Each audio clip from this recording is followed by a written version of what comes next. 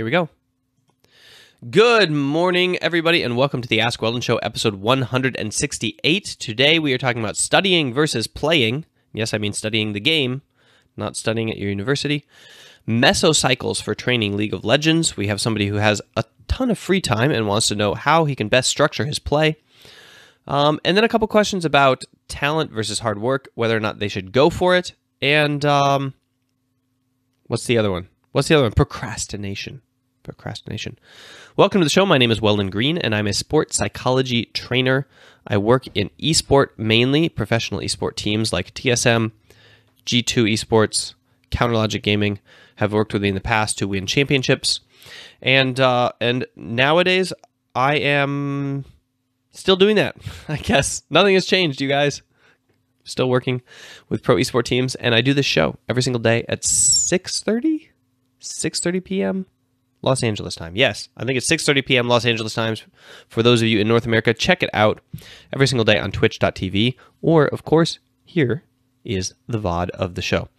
You can call in your own questions to this show. Normally, I get questions related to sports psychology, esport performance, the game League of Legends, and coaching within the game.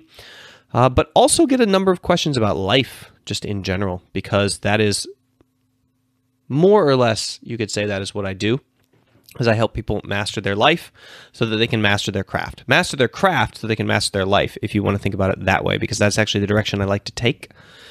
That through throwing yourself all into the single-minded pursuit of one ideal, you can actually discover much more about yourself than if you try to live an average in the middle of the road at everything kind of existence. So yeah, feel free to call in those questions at anchor.fm/WeldonGreen, anchor.fm/WeldonGreen. You will see instructions on the screen during the questions themselves, and I need more audio questions, so call those in, please. It sends me a little recording, and then I can play it on the show for you. Why don't we jump into the first question from Love? You will love, as in you will love this guy's voice.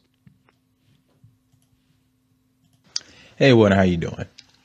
I just want to know, I struggle with procrastination issues and motivation issues a lot. And I was wondering, are there any ways to help break away from the procrastination or to motivate yourself to do things before they need to be done or when they need to be done rather than trying to wait until the last minute? Thanks a lot, Weldon. All right. Thank you, Love, for calling in again. Very consistent caller. Asks really well prepared and succinct question, so thank you for that. All right, how do you prepare so that you don't procrastinate? This is a challenge, and the best answer I have is to prepare so that you don't actually do anything that you would procrastinate at. So, for example, if you notice you're procrastinating something, you prepare yourself and don't do it, and then you won't be procrastinating it. So that's one easy solution, is to simply not do anything that you are not motivated to do in the first place. However, many of us have goals in life that we are not motivated directly for, and so we have all of these activities that we want to do for these goals, like, for example, going to the gym, that we might not be motivated for on a specific day, or maybe being an author, but we're just really struggling to get out that essay so that we can graduate from university with an English degree. Okay. So we're talking about procrastinating on tasks that we supposedly already value, that we supposedly, because you got to understand the first step here is to do the work to value the task.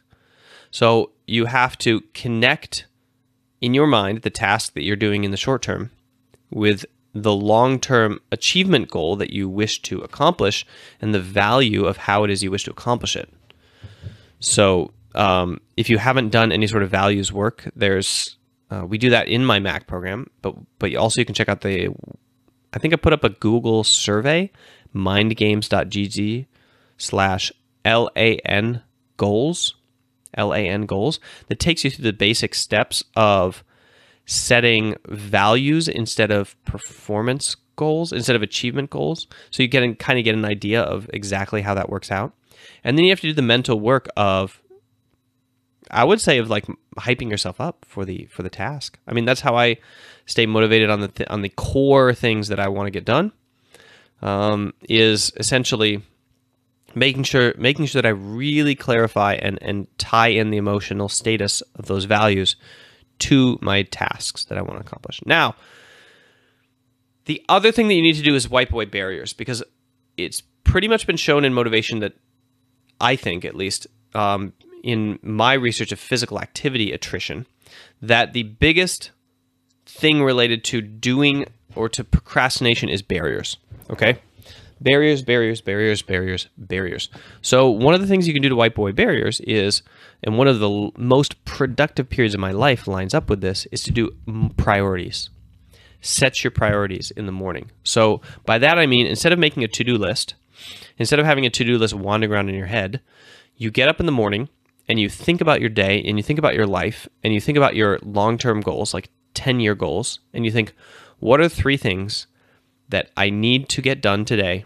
Priority 1, priority 2, priority 3. If in 10 years I want to achieve this, what are the 3 most important things to get done today? And you have to break them into their smallest possible achievable chunks. Okay, it's not like, I want to work on my my Chinese today, or something like that. No, it's specifically like study Chinese for 15 minutes, or do a worksheet, do my Chinese worksheet, or et cetera, et cetera.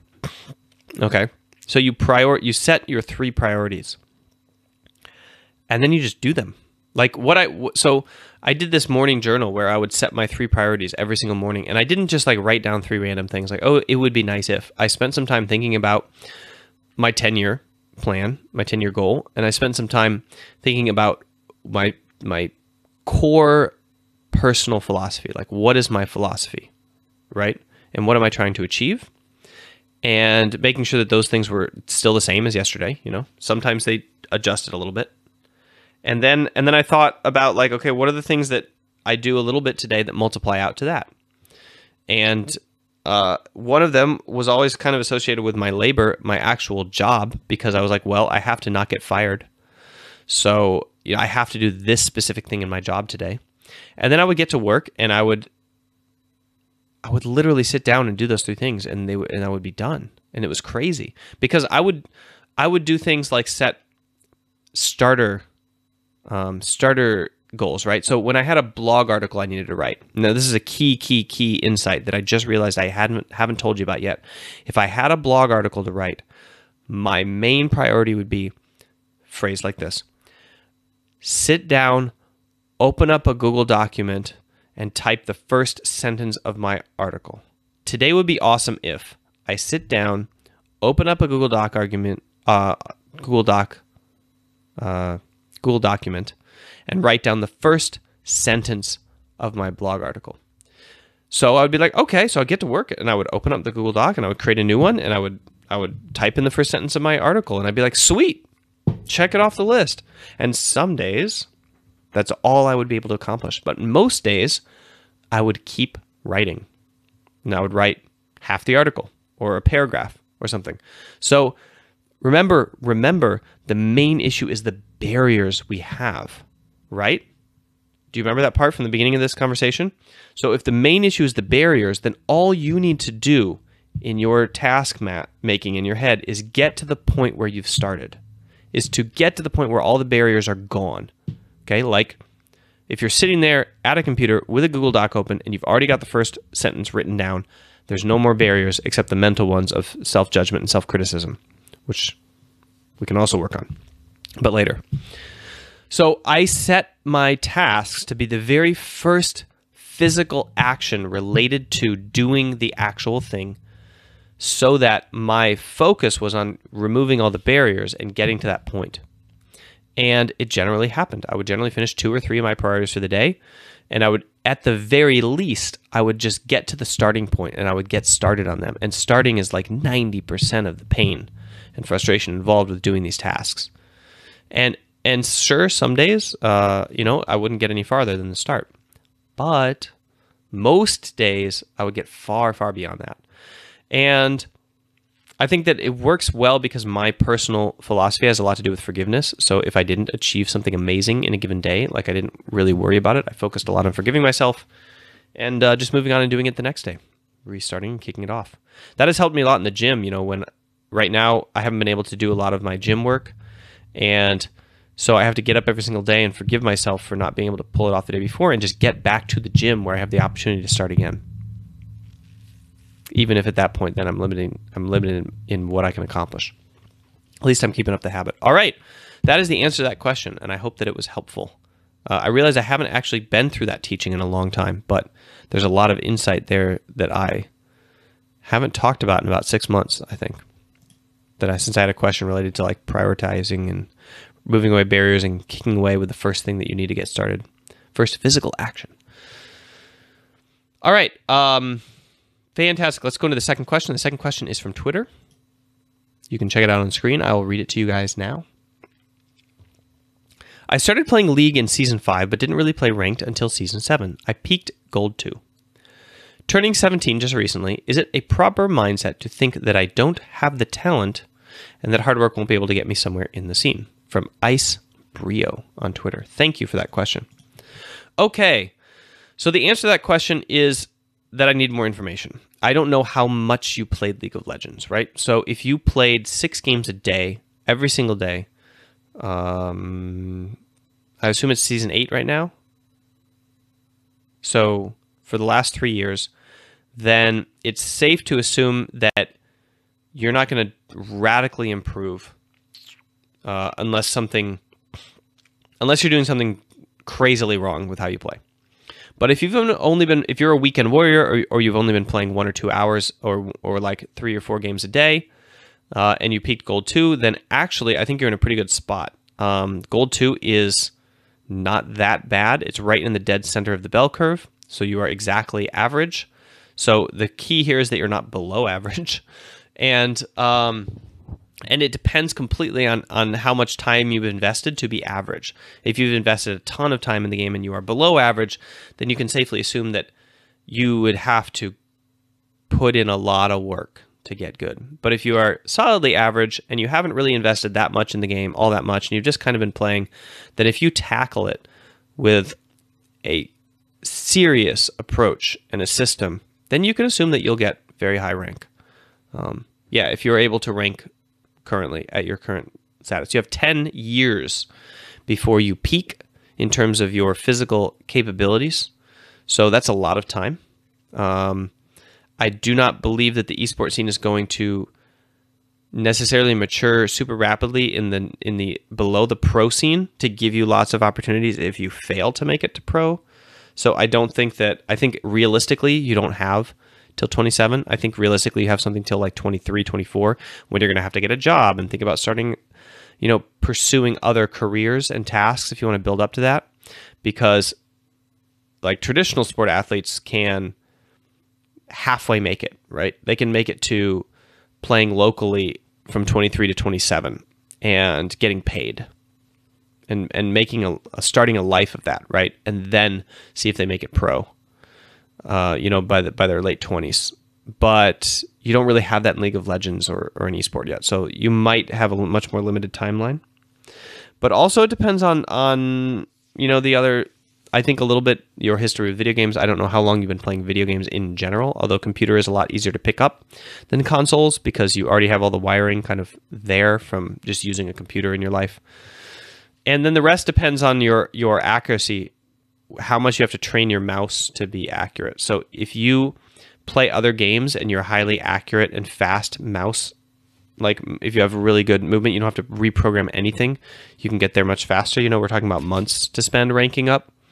But if you, for example, have pretty bad shoulder movement and you are generally inaccurate because you use your wrist a lot or something, you do small movements, you have high DPI, then you might have to change how you actually move the mouse around, and that's going to take like a good 6 months just to get back to where you started from in terms of like your wiring here and the coordination of the mouse.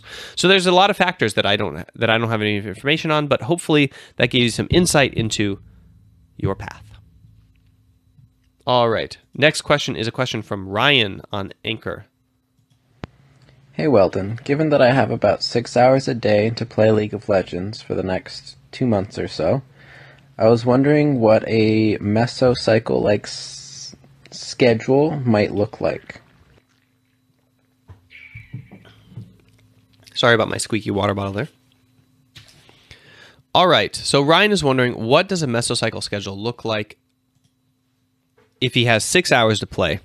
So What is a mesocycle? A mesocycle is a long-term loop that is supposed to help people make sure that they don't plateau in traditional sports.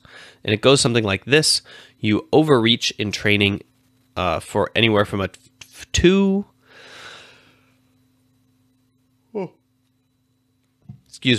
I would say 2 weeks is probably the bare minimum. I think the more average is like 4 to 8 weeks in a mesocycle. So you overreach in your training for a 2 to 6 week period, and then you recover actively and aggressively to swing your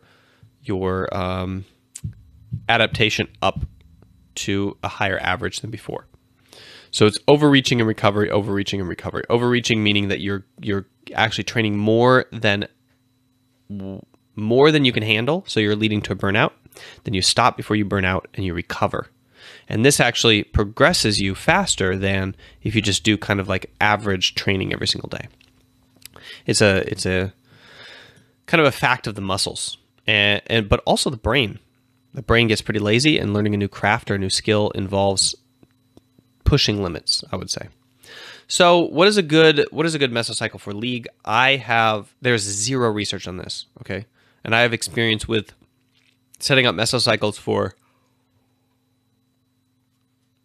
CLG and for TSM. So I can only comment on these two situations of setting up a mesocycle for a pro team that has, I think a solid 9 hours of training in a day. So it's going to be a little bit different. But basically, I think that the largest mesocycle that we had was 2 weeks of 9 hour training, and then we dropped it down because we started to hit burnout. I think if you're talking about 6 hours a day, what I would do is, let's say you're capped at 6 hours a day maximum. So that means on some days you're going to be training 6 hours, and on other days you're going to be training less, and you're going to be focusing on studying more. So you could do something like, for example, play super high volume, so just spam games nonstop for 6 hours. No studying, no VOD review, nothing, until you notice that you are not climbing at all. Until you notice that there's no improvement in your game, and then you increase the intensity and drop the spam. So you go to 3 hours of play, and you have 3 hours of hard VOD review and study mixed in with that. This is tough to set up a mesocycle because it involves overreaching, and I'm not really sure how to overreach you in 6 hours. I think that maybe you can overreach in 6 hours per day. But I'm not really sure, because I used 9 hours of training to overreach people. So I know that can burn people out. And I know that you can get burned off 6 hours of play, but I'm not sure how to force the issue. But I think that probably spamming games is probably one of the best ways to do that, and find out if you can just improve straight up. If you can improve just straight up off of volume and you don't even need to study, then stick with that until you can't, until you are hitting this point where you're plateauing, and then you need to go really intense into the mental study. Okay, so at this point you're going to be doing 6 hours of the grind with study mixed in, so you're going to be even more intense, right? Where you're going to be VOD reviewing your game afterwards as fast as you can, setting up goals for the next game, really focusing on training very specific things, not just spamming games anymore.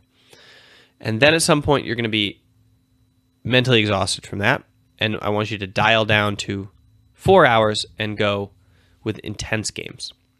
So put a half-hour space between games to let your brain, I would say, like, regurgitate the previous game and kind of like all the way live through it again. You don't necessarily need a VOD review. I just want you to take a break, active recovery, and gain the importance for the next game. So this would be akin to doing a best of 3 or something where every single game is important. And in order to make every single game important, you have to separate them with time so that your brain is not confused that this game is important or not. So you give yourself like a half-hour active recovery break between each one, where you're going out for a walk, or you're making something, in the kitchen, or you're cleaning a room in the house, or, you are drawing a picture for your girlfriend, or whatever it is. Anyway, you break, and this is the recovery period. This is when you're You're only playing 4 hours, and within that period, you have very intense flow state games. And between those games, you're taking a break to reorient and refocus your mind. And this is when you should be doing active recovery outside of the mesocycle. So you should be sleeping better. You should be trying to sleep better. You should be, trying to do meditation, etc. And the way that you track when to start all this stuff is you should probably use a sleep tracker. Now, you say, I don't have a sleep tracker. Fine, but you do if you have a smartphone, because nowadays you can just stick your phone on your bed and there are apps that can, at least at the bare minimum, track how often you're sleeping. But what you should really do is get some sort of sleep tracker that sits beside your bed and, shoots, like looks at your skin or whatever it is it does, or you should get one that goes under your bed like MFit QS and that can tell you your heart rate variability. And you should, or Bedit's another popular one in the US. And you should make sure that when you start having disrupted style, burnout style sleep, that you dial back until you have good, solid, recovered sleep going on. And that would be like how you could maybe construct a mesocycle for league for amateur play. All right. Hope that was helpful. By the way, this is an art. Like, doing this is so individual, and it's something that coaches, there's no hard science around. Coaches do this for the teams. This is what coaches are hired for, right? Is for the expertise in observation and analysis and sport and physiology and training in order to kind of put together this experience. So the most important thing you can do is study your body constantly and see what's working and what's not. And just test until you figure out how to put yourself through a mesocycle. But the picture I painted might be a good template to kick off with. All right, final question. Before we jump into the very last question of the show, I would like to remind you about my Mac training program. This is a video course, 50 videos online, hosted on a website. Purchase a login, log in, and there they are. Play one, hit complete, play the next one, okay? So just so you know what you're getting into. And you can purchase it for $25 if you use the code AskWeldon.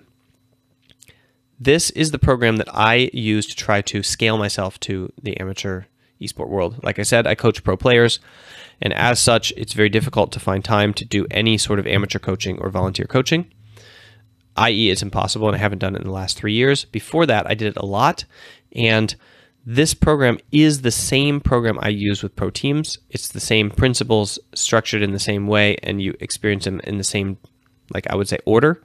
The difference mainly being that, of course, I am not there to adapt it to your particular life and problems. You have to do that hard work yourself. But anyway, it's access to this world, and the idea is higher performance through esport.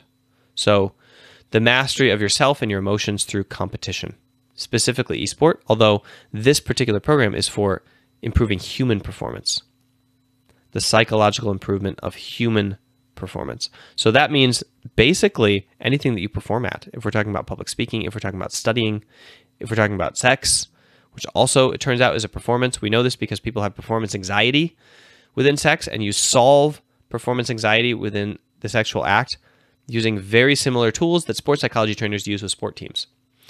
So that is also a performance, which this program enhances. Just pointing that out in case it nets me a sale here. But anyway, what is the purpose of this program? It's to help you with your performance, specifically to make it so that any esport that you are doing, that you are playing, is not a waste of time for your life.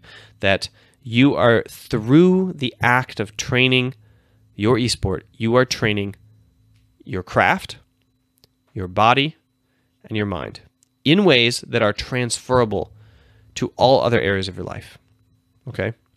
That you change your esport training from a kind of, I would say, escapist moment to a rugged pursuit of your authentic self.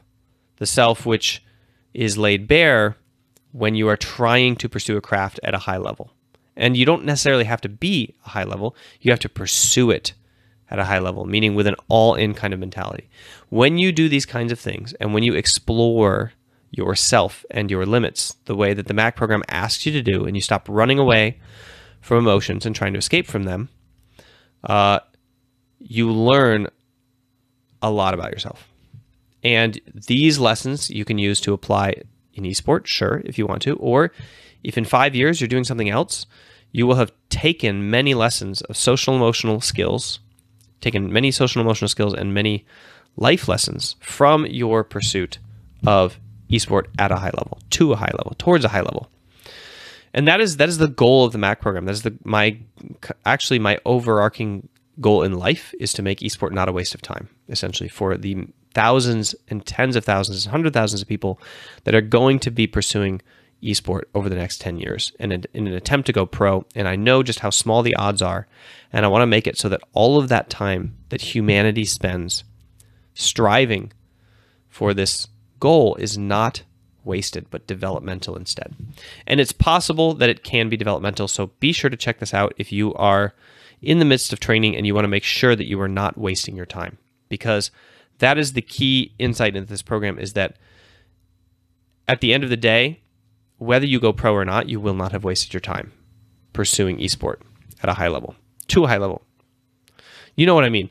Pursuing esport for the purpose of trying to get good with intensity. You don't necessarily have to be better than silver to do this. All right, so final question. Another one from Twitter from Physics Worstuff. Anyway, here it is. Last year I took a break from LoL when I was a Challenger 80 carry. When I began relearning the game, watching videos like yours or advanced tutorials, I realized I tend to play the game less and focus more on studying about it. How can I balance these things out? Okay, this is in relation a little bit to my third question, which is about mesocycles. What you do is you track your improvement through, I would say, at your level, you don't want to look at your rank change or winning and losing games. You want to look at your objective analysis of skill. So you kind of got to look at one of your VODs and see if you got better or worse, or you got to feel if you're getting better or worse, although that is very difficult. So you might want some sort of stream or objective observer, or just delay your judgment for 2 or 3 weeks, whether or not you're improving something, until the ranked would catch up with that improvement, right? You can also look at MMR, which is a more accurate representation of rank on a daily basis instead of your actual ranking. But regardless of how it is that you assess your skill growth or skill decline, because you're only ever getting better or worse, just FYI, I would say that you need to absolutely spam until you feel like you can't learn, and then go the other way and add in the study, right? Because we have this very awesome natural learning process. If you're autodidactic, an automated learner, then you should take advantage of that. And that is the optimal way to do most of our study and learning, is through flow state within the craft itself, and to deeply analyze that craft, right? So anytime you could be playing, you should probably be in the game until you cannot learn from that way anymore. And you will know, because you will plateau, okay? You will burn out, or you will plateau, or you won't improve, or you will get worse, or you will just not want to suffer the grind. In which case, you will want to stimulate your brain through study and through investigation. And the first place you should do this, you need a model and a mirror. So you need half or more needs to be the mirror, okay? Half or more needs to be the mirror. You are probably spending too much time with the model because it's fun. It's fun to watch other people who are good, and to seek out knowledge, and to find new books, and to find new ideas, and to find new gurus, and to read this and read that and read that. But people spend way too little time reading themselves, exploring themselves, studying themselves.